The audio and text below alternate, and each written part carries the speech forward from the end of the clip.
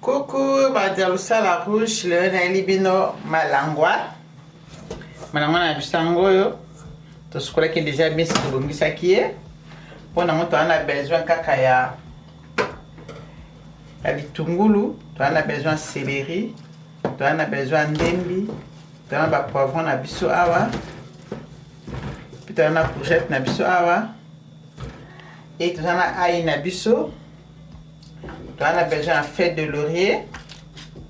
Ah, tu as besoin de poivre blanc. Na piment na biso.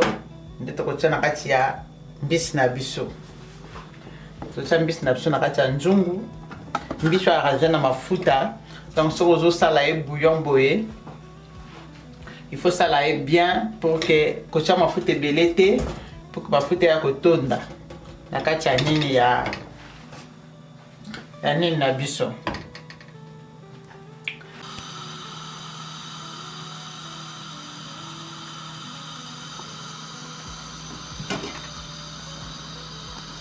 Oni bloc na biso yango tozipi yango moto stopeli ici bloc na biso toka.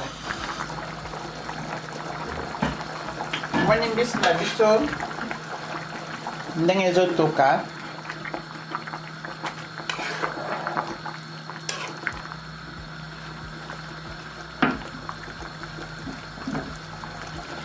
Malangwa na biso yango yo ndenge ezotoka bien, ezotoka kitoko. Donc tout ça déjà à peu près 15 minutes. Tout ça là ti et kitamai tout ça nini ni ndo na biso ko bela. Yango to zipi yango lisusu. Pour zonga a dans 10 minutes. Ça sent bon là. Sur kitoko. Déjà on a que c'est lingue.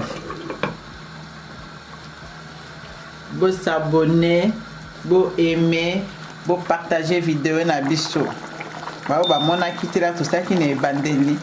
Ba mona ba aimer pe ba mo ba s'abonner. So vous partager vidéo tout moi ba mona pe exact donc vous partager vidéo ou aimer ce que les gars qui a partager vidéo ou s'abonner.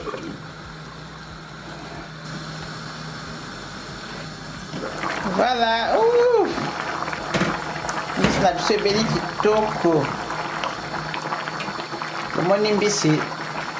On a balé azaka vraiment il faut ça l'attention. On a balé mbisi.